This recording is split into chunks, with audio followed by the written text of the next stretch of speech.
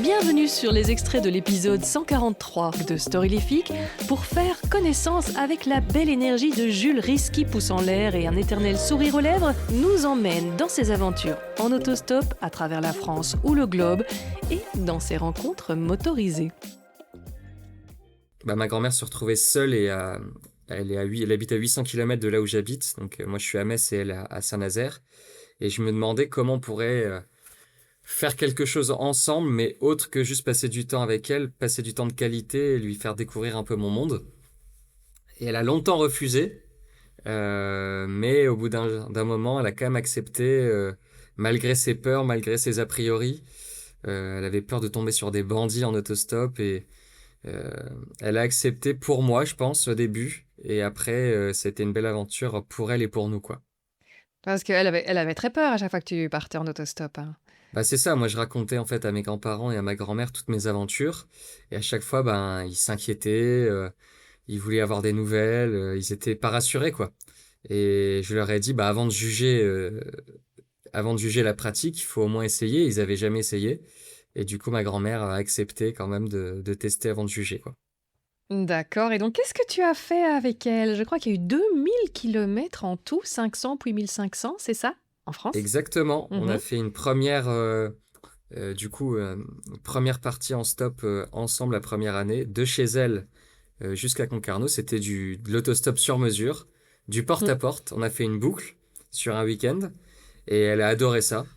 On a pris du bon temps, on a rencontré plein de gens, on a visité la côte, à Concarneau aussi. On a pris du temps pour nous et à tel point qu'elle a aimé que l'année d'après, on a reprévu un autre voyage de 1500 km cette fois-ci dans le Lot-et-Garonne d'où elle est originaire. Et là, pareil, on a fait une énorme boucle en passant dans le sud-ouest, le Périgord, le Limousin et en remontant chez elle. Donc ouais, là c'était une aventure un peu plus physique, c'était 6 jours de stop. Et à 90 ans, elle a quand même sacrément bien tenu le coup et elle était sacrément dynamique, quoi. Waouh. Et alors, les conversations dans les voitures, ça devait être super en fait, hein. Ah Ils devaient être étonnés, ouais. les gens. Bah déjà d'avoir une grand-mère sur le bord de la route, c'est un peu un code de triche, quoi. Ah ouais. Les voitures, elles s'arrêtaient direct. Après, une autre rencontre marquante, c'est peut-être un passage serbo-croate à la frontière assez compliqué dans une voiture soupçonnée volée, quoi.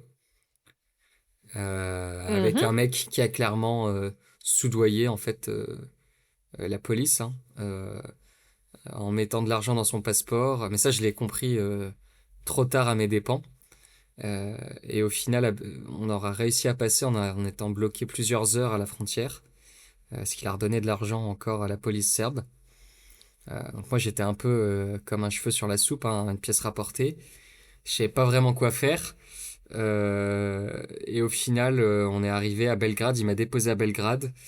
Enfin, le mec était quand même assez. Il m'a pas agressé. Il n'y a pas eu de problème à ce niveau-là. Mais je pense que ce qu'il faisait n'était pas légal, quoi. Donc forcément, là, j'ai flippé. Je me suis dit que c'était des risques pour rien, mais je pouvais pas non plus sortir de la voiture, donc c'était compliqué. Mhm. Mais malgré tout ça, euh, ça reste une expérience quand même où voilà, j'ai su garder mon calme. Tout s'est entre guillemets bien passé. Il m'a déposé à Belgrade. Il a déposé une enveloppe avec de l'argent à quelqu'un à ce moment-là. Et puis moi, je suis directement parti, quoi. Mm. Wow. C'est l'expérience finalement où tu avais trouvé un coffre rempli d'armes en déposant ton sac était beaucoup plus sympathique. Ça, je fais Ah ouais, ça un c'est. bond dans le temps, mais c'est vrai que c'était une anecdote assez rigolote aussi. Bah ouais, en fait, il y avait un mec qui avait des espèces d'épées, des armes médiévales des haches.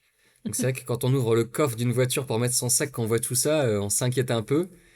Il avait vu un peu mes yeux ahuris et puis en fait, il m'a expliqué que le gars faisait de la reconstitution historique et qui revenait justement, il avait tourné des scènes sur un champ de bataille, donc il avait tout l'attirail qui était réel, hein, c'était pas du factice, toutes les armes dans son coffre. Donc Ah, il tournait en plus. Ok, ouais, ouais. ouais, je crois qu'ils avaient tourné quelques scènes. Ils faisaient ça par plaisir où ils se réunissent avec des gens. Donc là, j'ai appris. Ce qui est cool en stop, c'est qu'on apprend plein de choses sur des sujets n'aurait jamais pu imaginer, quoi. Là, j'ai eu 2 heures de cours sur la reconstitution historique, quoi. Génial. Ouais, voilà, des scènes un peu cocasses, quoi. Mais donc, je vais retourner maintenant, excuse-moi pour la parenthèse, mais c'était trop savoureux, Mm. sur tes aventures de Médecins sans frontières. Donc ça, c'était le passage un peu frauduleux de la frontière. Quels deux autres moments qui t'ont marqué? Je dirais aussi une nuit chez l'habitant, en dormant dans une famille ouïghour, qui Mhm. normalement n'avait pas le droit de nous accueillir. Et on a passé une soirée mémorable à danser, à échanger.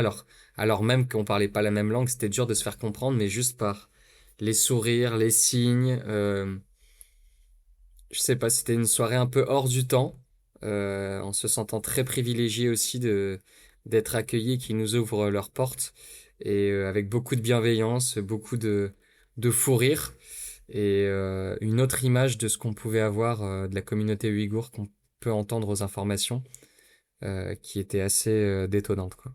Et c'était comment leur intérieur, comment et pourquoi est-ce que tu ne pouvais pas être accueilli là-bas?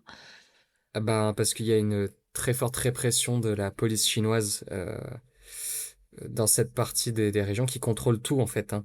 On est contrôlé, nos passeports sont contrôlés, il y a très peu d'Européens et surtout, même au sein même de la population chinoise, les gens doivent renseigner quand ils accueillent des gens, même si c'est leur famille. Ils doivent les Mhm. enregistrer. Et donc la population ouïghour dans cette partie-là est d'autant plus alors ouais, contrôlée, on peut dire contrôlée.